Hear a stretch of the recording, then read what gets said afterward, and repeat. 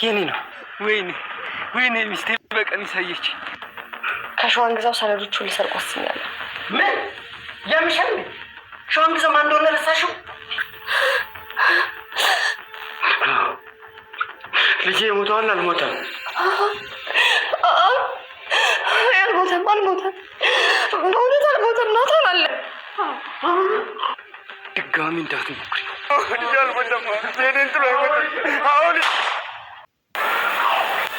ይኸውልሽማ ናታን ሞቷል። ናታን ነዋ፣ የሸዋን ግዛው ልጅ። ወይሻው እንዴት ብዬ ነው ናታን ሞቷል ብዬ የምነግራቸው? እማዬ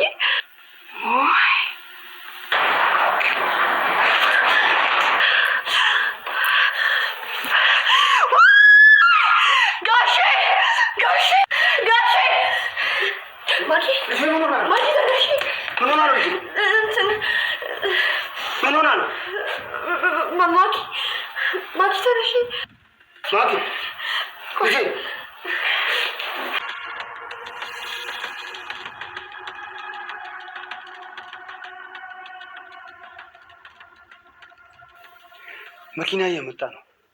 ሆስፒታል እንወስዳታለን። እሺ፣ ግን እስከዚህ የሆነ መድኃኒት ነበራት ወይ? እሱን ስጣት እንዴ? የምን መድኃኒት? የጭንቀት መድኃኒት ነው ብላኛለች። ስጨናነቅ እሱን መድኃኒት ነው የምወስደው ብላኝ ነበር።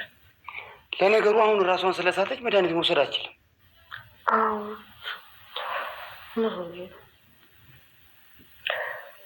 እስቲ ሰውነቷን ግን ነካካት። ትኩሳቷ ግን እየቀነሰ ነው። ምን ሆኜ ነበር?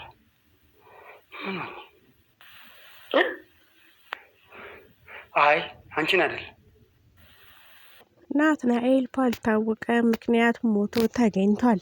ነገር ግን የናትናኤል አባት ልጄን ያስገደለው ወይም ደግሞ የገደለው አክሊል ነው ብለው ያስባሉ። ሰላም ውድና የተከበራችሁ የዩቲዩብ ቤተሰቦቼ እንዴት ናችሁ? ደህና ናችሁ? እኔ እግዚአብሔር ይመስገን በጣም ደህና ነኝ። እንኳን ወደ ቻናሌ በሰላም መጣችሁ እያልኩኝ ለዚህ ዩቲዩብ ቻናል አዲስ ከሆናችሁ ላይክ፣ ሼር፣ ሰብስክራይብ በማድረግ ቤተሰብ ሆኑ። እንዲሁም ሀሳብ አስተያየት ካላችሁ ኮሜንት ላይ አሳውቁኝ። ዛሬ ደግሞ የአባት ዕዳ ፊልምን ክፍል 14 ይዤላችሁ መጥቻለሁ።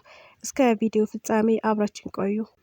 አቶ ሸዋን ግዛውና የልዕልቲ እናት ማለትም ወይዘሮ አልማዝ የሆነ ግንኙነት እንዳላቸው ታወቀባቸው። ማለትም የልዕልቲ አባት እንግዲህ አቶ ሸዋን ግዛውና ባለቤቱ ወይዘሮ አልማዝ እየተንሾካሾኩ ሲያገኛቸው በተደጋጋሚ እንዲሁም የሆነ ግንኙነት አላቸው ብሎ እየጠረጠረ ይገኛል። ነገር ግን ይህንን ሀሳቡን ለልዕልቲም ሆነ ወይም ደግሞ ለባለቤቱ መናገር ወይም ማውጣት አልቻለም።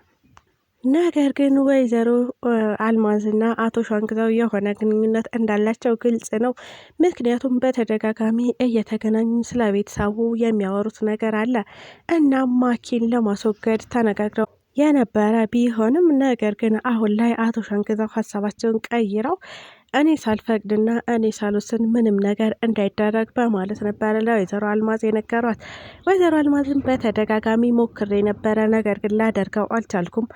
አሁን ላይ አንተ ልትከለክለኝ አትችልም፣ አደርገዋለሁ። ማለትም ማኪን እገላታለሁ ወይም አስወግዳታለሁ ነበረ ስትል የነበረችው። በዚህም አጋጣሚ ነበረ አቶ ሸዋን ግዛው ደማቸው ፈልቶ አልማዝን እስስቷን አንቀዋት የነበረው። ማንም ሳይፈቅድ እኔ ሳልፈቅድ ማንም ምንም ማድረግ አይችልም። እናም ከዚህ በኋላ ልጄን ጫፏን አትነኪያትም ነበረ ብለው አንቀዋት የነበረው።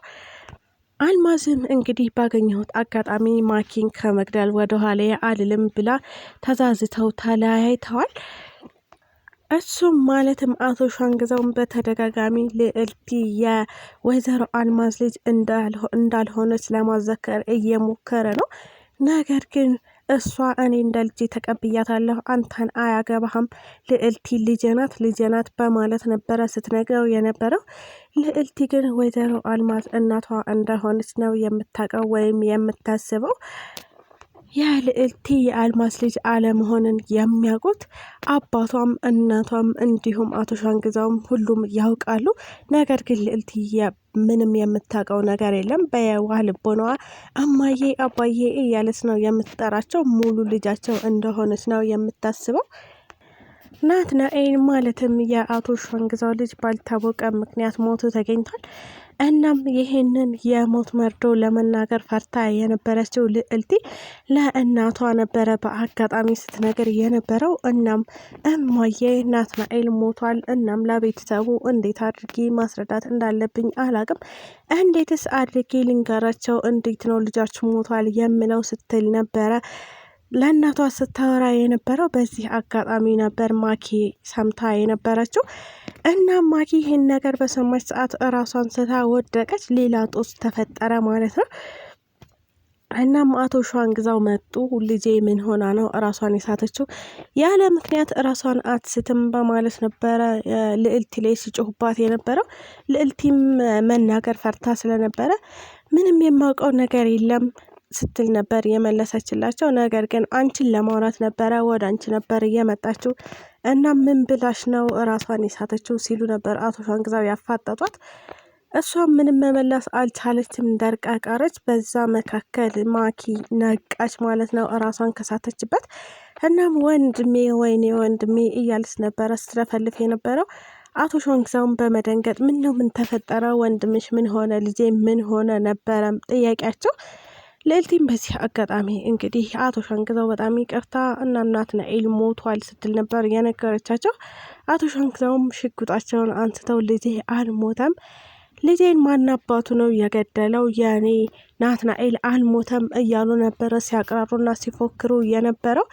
ነገር ግን የናትናኤል መሞት እውነት ሆኖ ልጃቸውን ቀበሩ ማለት ነው።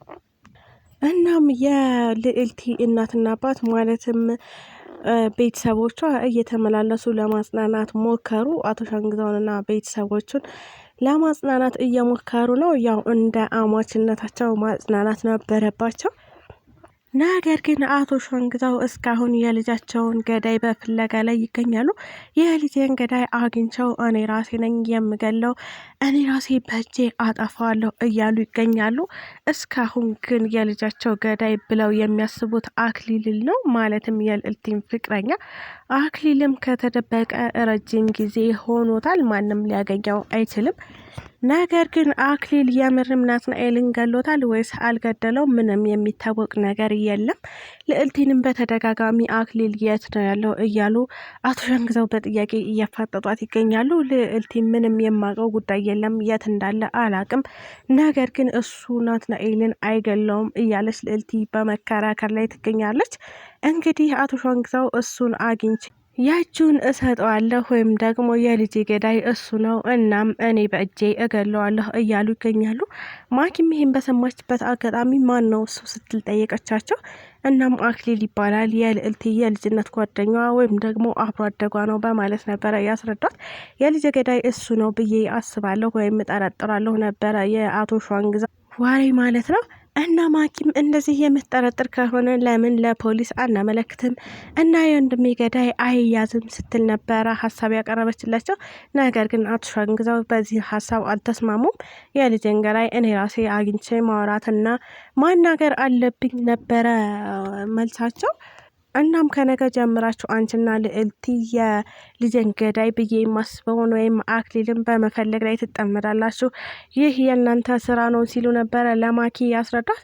ማኪም ይሄኛ ስራ አይደለም የፖሊስ ስራ ነው ስትል ነበረ ከአባቷ ጋር የተከራከረችው። ነገር ግን አቶ ሸዋንግዛው ወስኛለሁ፣ አሁን አክሊልን ፈልጋችሁ ታገኙታላችሁ፣ እናም ለእኔ በእጄ ትሰጡኛላችሁ ነበረ መልሳቸው። ልዕልቲም በሀሳቡ ባታምንበትም እሺ በቃ እንፈልገዋለን ስትል ነበረ የነገረቻቸው። በእውነት ግን እኔ የት እንዳለ አላቅም፣ ነገር ግን ለመፈለግ ዝግጁ ነኝ፣ እንፈልገዋለን ስትል ነበረ ለአቶ ሸዋንግዛው ያስረዳቻቸው። እንግዲህ የእውነትም አክሊል ይሆን ናትናኤልን እየገደለው? እናም አቶ ሸዋንግዛው አግኝተውት አክሊል እውነቱን ይናገር ይሆን ወይስ ደግሞ የአቶ ሸዋንግዛው ሌላ ጠላት ኖሯቸው ልጃቸውን ገለውባቸው ይሆን?